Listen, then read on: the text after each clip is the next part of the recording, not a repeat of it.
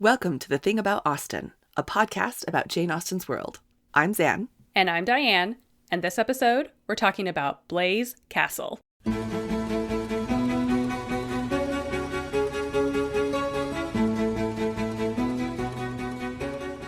We are returning to Northanger Abbey for today's topic. This scene appears near the end of Volume 1 in the novel, and Catherine is situated in Bath, having met Henry Tilney's sister Eleanor, the best character, and, less fortunately, Isabella's brother, John Thorpe, the worst character. Catherine is waiting for the Tilneys to arrive so they can go on their planned walk, but Thorpe, Isabella, and Catherine's brother James all barge in with their plans to go on an outing near Bristol. Thorpe says they will likely travel as far as Blaize Castle, which really catches Catherine's attention. So she hears that, and then she just kind of stops everything, and here she goes. "Blaize Castle!" cried Catherine. "What is that?" "The finest place in England, worth going 50 miles at any time to see." "What? Is it really a castle? An old castle?" "The oldest in the kingdom." "But is it like what one reads of?" "Exactly, the very same." "But now, really, are there towers and long galleries?" "By the dozens." "Then I should like to see it." But I cannot go." And Thorpe's like, "Yeah, whatever you say. It's exactly that." John Thorpe, he is a walking toilet plunger, and that's all there is to say about him. Well, and so I mean, like, he lies to her about this, and then he's like, "Yeah, whatever you say," and then he's like, "Oh, the Tilneys left on a walk without you," and so they actually do head out to Blaize Castle. Christine Alexander's article, The Prospect of Blaize, Landscape and Perception in Northanger Abbey, starts with this absolute gem. Catherine's passion for the hero of the novel is in grave danger of being eclipsed by her passion for ancient edifices. And we definitely see that in the Blaize Castle scenes. She was supposed to go on a walk with the Tilneys, but Thorpe tells her they left without her. Liar! Mm-hmm. So she then comforts herself with the idea of the castle. So this is again from the novel, and this is Catherine thinking. To feel herself slighted by them, the Tilneys, was very painful. On the other hand, the delight of exploring an edifice like Udolpho, as her fancy represented Blaize Castle to be, was such a counterpoise of good as might console her for almost anything. The happiness of a progress through a long suite of lofty rooms, exhibiting the remains of magnificent furniture, though now for many years deserted. The happiness of being stopped in their way along narrow, winding vaults by a low grated door, or even of having their only lamp, extinguished by a sudden gust of wind and being left in total darkness. It's like the Tilneys, like that stings, but, nothing can defeat an exploration of Udolpho, which Blaize Castle is apparently supposed to, in her brain, that's exactly the same thing. I love this because the absolute beauty of the Blaize Castle scenes is that without knowing a bit about the castle and its history, you might be missing a bit of Austen's cheek here. You kind of go along with what Catherine is thinking. Blaize Castle, which Austen spells with a Z, but is actually spelled with an S, was built in 1766. If Austen started writing Northanger Abbey in the mid-1790s, that means this old castle, or as Thorpe says, oldest in the kingdom, is less than 30 years old when she's writing this. So this is new construction. Just head on out to the office. You can still pick out your flooring and your paint colors. Yes. Let's break down some of the important details about Blaize Castle. Yes. Okay. So the Blaize Castle estate is approximately 18 miles away from Bath on the other side of Bristol. So when they're like, "Oh yeah, day trip to Blaize Castle," that's what they're talking about is 18 miles in a carriage in the starting midday. So it's not going to happen, right? And so the Blaize Castle estate, was purchased in 1762 by a man named Thomas Farr. He was a wealthy Bristol sugar merchant whose fortune was gained by the sugar trade and his investments in American plantations that relied on the labor of enslaved people. He bought 110 acres, which is about 45 hectares, if that helps give you some context, of land, and that included an old manor house. There was a farmhouse on it, and Blaize Hill, geographically speaking. And in 1766, he commissioned the London architect Robert Milne to design Blaize Castle, which is really just a folly on the land. It's not even a proper castle. And a folly is a costly, ornamental building with no practical purpose. They are often towers or mock ruins built in a large garden or park. I mean, if you're looking for a purpose, it would oftentimes be a place in the summer where, maybe you'd go out there to take your tea or have a little picnic kind of situation. It was either something to look at in the distance while you're in another location, or if you were to go out there, it was really just, look at us, we're in nature in our fake ruins. Having some shade for our picnic. Yeah, exactly. So Blaise Castle is it's just meant to be an aesthetic addition to the landscape. And that also allows people, to climb up to the towers and see beautiful views of the estate and the surrounding area. So apparently, if you go up to the top of these towers in Blaise Castle, you can see the Avon River and the Severn from the towers. And even on a clear day, you can possibly see across the Severn all the way to South Wales. I mean, it's purely aesthetic, really.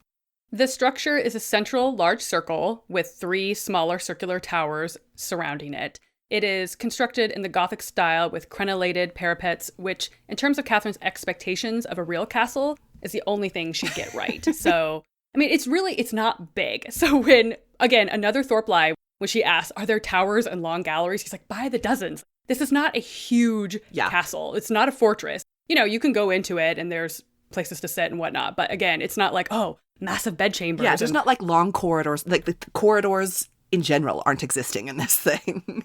Catherine is left with this imagined Blaise Castle that's just ancient, gloomy. She's living out the fantasy of Udolpho in her mind. But of course, she's mistaken. And Christine Alexander goes on to point out that Austen expects her readers to understand her reference to Blaise. And those who don't understand are, like Catherine, taken in and become part of the joke. Which I admit, that was me for a long time. I didn't know what Blaise Castle was. And so in my head, I was like, sure, of course it's what Thorpe says. I should have known. As soon as Thorpe said it was something, I should have been like, okay, it's the exact opposite. Got it. If there's anyone you should never trust. Alexander continues, it is likely, however, that the majority of Austen's educated readers at the time would have understood her reference to Blaise Castle. To begin with, they would have known that Blaise was not a real castle at all, but simply a modern folly built to satisfy the picturesque taste in landscape gardening. I don't know, everything about that phrase makes me laugh.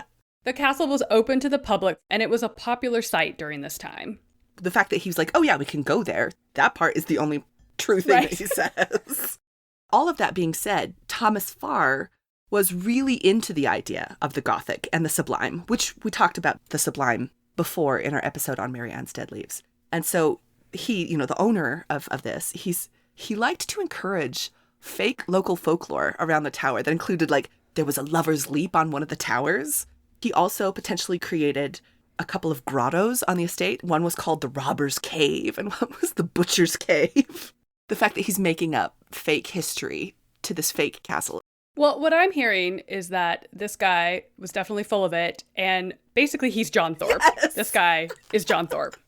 Another reason that a lot of Austen's peers would have been aware of the Blaise Castle was that Humphrey Repton, the biggest name in landscape gardening for the posh and elite of the day, undertook a commission to design the Blaise Castle estate. So Repton shows up by name in Mansfield Park when Rushworth is considering potential improvements at Southerton. And there's actually a massive amount of work out there dedicated to Repton's influence on this period and on Austen and Mansfield Park, especially in relation to his philosophies of, and I'm saying this with air quotes, moral landscapes. That was a concept that he had, as well as his concepts of the picturesque. So there's a lot of work out there that talks about Repton and Austen. And we're obviously not going to go into all of that today, but it is interesting to see those connections between Mansfield Park and Northanger Abbey, which are books that you don't necessarily see a lot of crossover in. So Thomas Farr sold the estate in 1778 to Denham Skeet, who opened the property to the public. In 1789, it was sold again to Bristol banker John Scandrett Harford. A few years into his ownership, Harford commissioned architect William Patey to design a new home built in the neoclassical style called Blaise Castle House. And around the same time, in 1795, Harford asked Humphrey Repton to come over and help improve the grounds. Repton sketched out his ideas in a red book, which were his famous project books, and that particular one is actually still held by the City of Bristol Museum and Art Gallery, which allows us to see Repton's before and after sketches of the landscape around Blaise Castle. This is very much so in keeping with, like, if you watch HGTV, right? Like the before and after reveals. Repton has those, and that's a really kind of phenomenal thing to get to understand the transitions that he made on the estate. He came back to supervise these revisions in 1796, so he's checking out how things are going at the estate. In the landscape specifically, he made a few suggestions about Blaize Castle itself, the folly. And this included things like, we should make one of the towers taller so that it breaks up the perfect symmetry of the folly. We want asymmetrical things. He wanted also to maintain a certain amount of the woods that were around the castle so that you felt like you were discovering it while you were walking around in the walkways, that you just come across this random ruined castle. This was what kind of his vision was.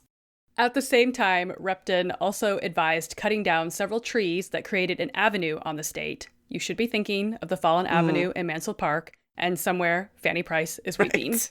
He advised cutting down those trees in order to make the new approach to the new house.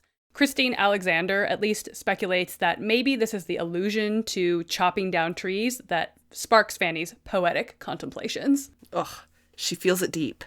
And Repton's improvements for Blaize were completed in 1798, and so people were talking about it. Repton's finished this big project. And what's funny is that it was a mildly controversial landscape design because people were annoyed that the approach to the house was kind of boring. They wanted this Blaize Castle estate to feel Gothic. They wanted the sweeping romantic landscape. They wanted wilderness and the sublime, and they wanted the castle to be on display. And yet the estate approach it's pretty direct up to this new build neoclassical estate. And so people were kind of annoyed at Repton's revision, and they're like, why did you do this? And his only defense was pretty much hey, that's not what my client wanted. Listen, I'm paid to do a job, right? Okay? He went on to say, I expect the stranger will be agreeably surprised to find that on quitting this wood, he is not going to a moldering castle whose ruined turrets threaten destruction and revive the horrors of feudal strife, but to a mansion of elegance, cheerfulness, and hospitality, where comfort of neatness is blended with the rude features of nature without committing great violence on the genius of the place. I don't know, Repton. I think Catherine would disagree. This is reminding me of that conversation between Edward and Marianne, where she's just the twisted trees. And he's kind of I don't know what to tell you. Seeing things all neat and orderly, that's what I like. He's give me a line of trees. That's what's going to do it for me. Oh my goodness. So Blaize Castle, as Thorpe is representing it, and as Catherine is imagining it, it's a sham, which seems really bang on the money. It is absolutely bang on the money because Thorpe, as we have already established, is entirely composed of sham. He's a sham sandwich. He's a shamwich. And now I cannot stop thinking of John Thorpe in a ShamWow commercial. He is officially the spokesperson for ShamWow, which I feel like is an insult to ShamWow. Right. I've never used their products, but I'm sure they're great. So please don't come for me. But Thorpe lies about pretty much everything ever. And this adventure to the castle, which of course doesn't even happen, is where that becomes extremely apparent. Even before they leave Bath and Catherine realizes that he lied about the Tilneys, not planning to go on a walk with her because she sees them coming to get her. So awkward. With Thorpe's persistent stream of nonsense, I think for the reader, we can see that, I think something fishy is going on here. Exactly. Blaize Castle, just another one of his lies. So with Catherine, thinking that this is a Udolpho-esque castle, this is really foreshadowing for her expectations of Northanger Abbey and the kind of disillusionment that she's going to have to go under there, repeatedly. She goes to Northanger Abbey. It's not a Gothic, terrible place. It's a beautiful, orderly place. It's all this foreshadowing of all the things that Catherine is going to have to get disillusioned about and then actually kind of come back to reality with a thump. Not only does she have just the heartbreak of seeing her beloved Henry coming to pick her up for the walk, and Thorpe's just we're just going to keep going. We're just going. He basically kidnaps her. Yeah. I think that's also Austen doing that little bit of, this is Catherine kind of getting to have her Gothic heroine moment. Instead of a mustache twirling villain, she has Thorpe. Yeah. And instead of getting to go, at least, to some moldering castle, so she gets to have that, they basically just make it as far as some town, outside of Bath. And then her brother's like, well, I guess we need to turn around. Right. Obviously, this is way too long of a trip. I don't know what we were thinking. Gosh. Yeah. And even then, Thorpe is still just well, if your brother had better horses, we could have definitely made it. Because I drive so fast. I've been having to pull back my horses this whole time. So poor Catherine, she doesn't get to go on her walk, and she doesn't even get to see this castle, which even if she had gotten to see the castle, is not even a castle. Would have been a huge disappointment. The whole Blaize Castle episode, huge disappointment. Which is, again, mirrored by what you said about how when she finally arrives at Northanger Abbey, and at least there she does get to actually go to this house that she's been dreaming of. But again, it's like, oh, I mean, it's basically what Repton has described, yes. Right? It's just this nice, orderly building. Yeah. There's no stonework falling off or, it's not all crumbling. There are very few oubliettes to be found. Yes. Very disheartening. We feel like we need to apologize to all of our listeners for spending this time with John Thorpe, who is the worst. But thank you for coming with us on this journey. Halfway to Blaize Castle. You can find us on Instagram at The Thing About Austin and on Twitter at Austin_things. You can also check out our website, thethingaboutaustin.com, and email us at thethingaboutaustin@gmail.com. And we have this email to share from listener Yaffa in Jerusalem, who wrote in about our episode on Fordyce's sermons. Yaffa says, I wanted to put in my 2 cents on Lydia's interruption of Mr. Collins's reading. I think that Jane Austen might have been making the point that if young women have only 2 options of diversion, Fordyce or flirting with soldiers, they're obviously going to choose the latter. Perhaps if Lydia had had a better education, then she wouldn't waste her time on frivolities and ultimately put herself at risk and bring scandal and near financial ruin on the family. And it makes a lot of sense that Lydia would prefer flirting over Fordyce.